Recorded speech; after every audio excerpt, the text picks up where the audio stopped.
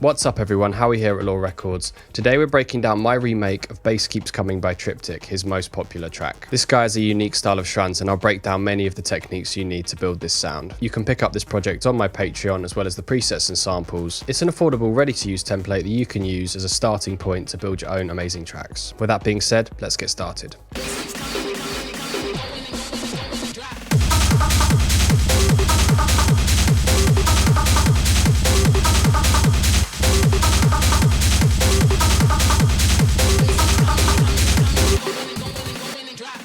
Okay, so the first thing you need is to put a powerful kick and rumble together, and we have these two from my Kick Foundation sample pack. It's quite a forward kick. It has a lot of energy in the mid-range and high mids, so it's like that very front kick. It's going to hit you right in the face. I have multiple videos on how to make kicks and rumbles, so I won't go into it too much, but essentially it's just duplicating the kick, stretching the kick, adding some reverb, adding some amp distortion, and then sidechaining it from the kick, and it gives you this.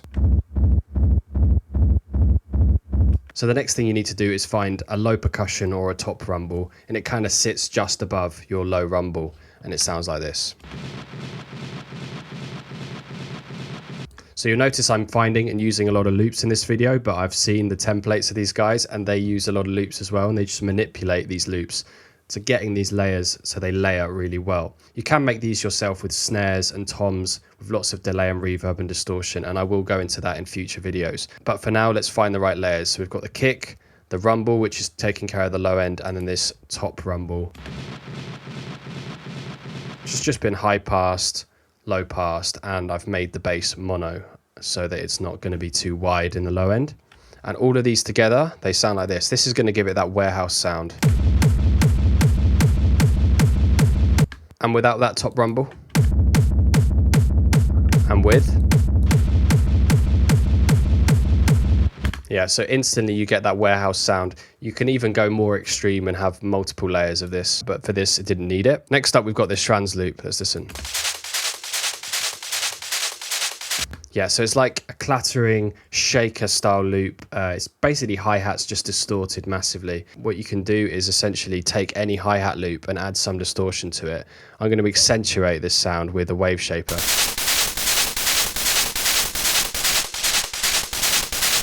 You get that white noise, shakery kind of sound that's added to it with this curve button down here. So definitely try different distortion on these loops. Let's add that in.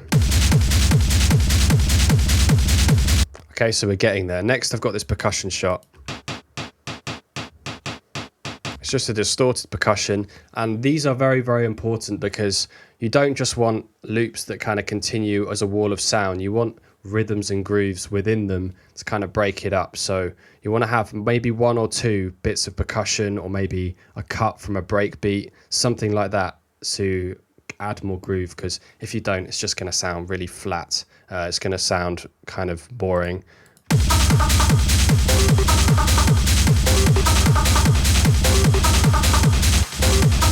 just adds a little bit of groove, and that's what you're looking for.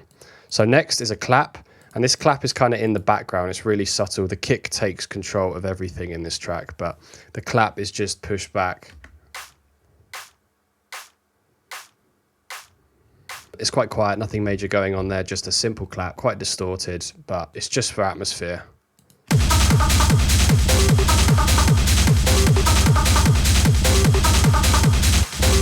You miss it when it's not there, basically. The hat loop is next. We'll get to the synths in a minute. You'll notice these tracks are very drum heavy. There's only a couple of synths. It's just a simple 909 hi-hat with some delay on it. Next up is ride. And these ride cymbals are in almost all of these tracks, and they're kind of sidechain ride cymbals. So it starts quiet for the first beat and then opens up for the offbeat. You'll notice there's a lot of resonances in this ride, but I decided not to remove them because essentially you can lose a lot of the character and grit, but always be aware that you may want to remove, see that one? That one at 3.5 is quite harsh, but it worked quite well in this track. Next up, we have this massive snare fill that comes in the build-ups and some of the pre-drops.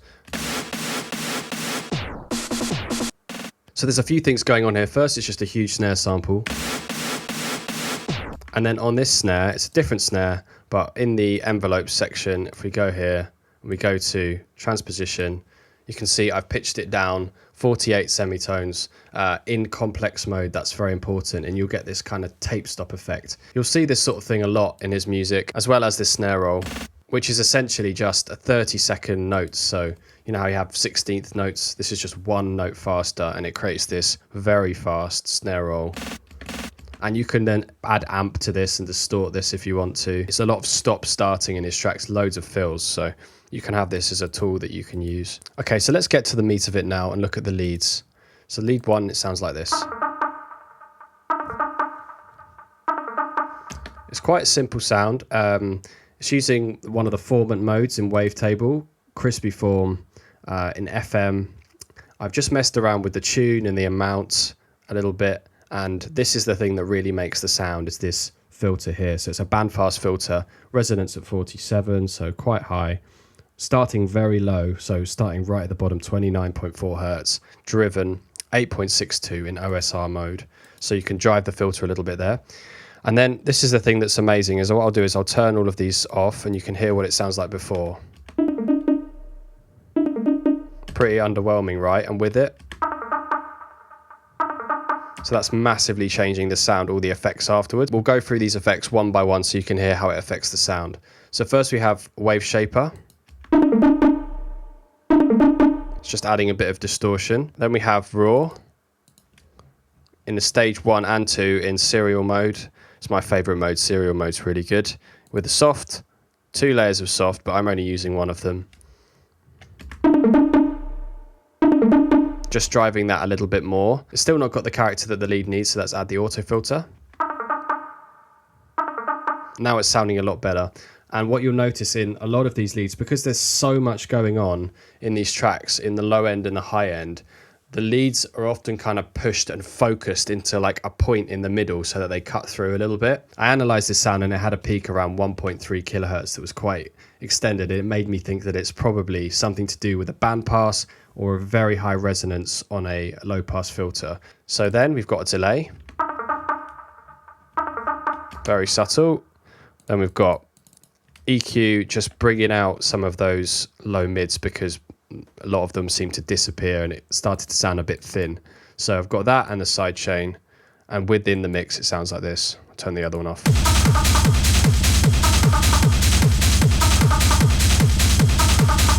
Okay, let's move on to lead 2. Let's have a listen. Right, so what we've got here is something a little bit more complicated. So the first oscillator is at -5 semitones, and the second oscillator is at 2 semitones. And there's something about the interaction between these two notes and the perfect fifth running through this filter, which makes it sound like it's one note. It doesn't sound like it's 2 notes or a chord. All the distortion just adds kind of harmonics to the sound. So what we've got is resonance at 72, filter at 238, and lots of drive, same settings as before in the other one, but a 24 dB filter on this. And then you've got the amp envelope looking like that. In the matrix, we've just got the filter just being pushed a little bit by envelope 2, only 11, so it's just like a sharp envelope there. Yeah, so it's just moving it just a little bit in that direction. And then we've got an EQ to lower the highs because they're a bit intense. Got a compressor. I don't usually use compression, but for some reason this sounded good. And then raw in diode mode, and this is heavy saturation, so this is changing the sound quite a lot. So I'll turn this one off. Yeah, it's completely changing the sound, but you need that. Adding some grit with Redux. This definitely makes things sound a bit dustier and suits the Schranz style super well. So don't be afraid to bit crush everything. It's always a good option.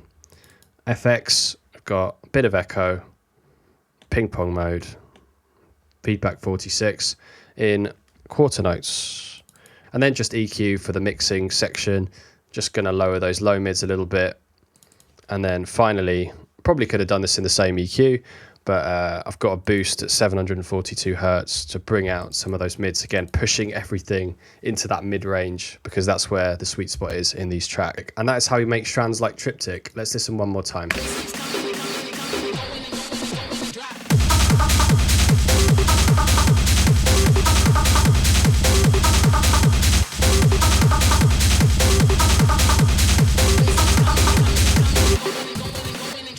Now there's one more thing which is extremely important, and this might be the most important tip of the video. Let's go to the master chain. So what we've got here is a glue compressor and an EQ. The EQ is just doing a bit of lows and high boost, but this glue compressor is what makes the sound. It's in soft clip mode, and we're basically driving into this glue compressor pretty damn hard. And I've seen these guys do this, I've seen their templates. I know that they're driving into some sort of saturation on the master to really get that dense sound. So there will be a volume jump, but let's just have a quick look at what this sounds like.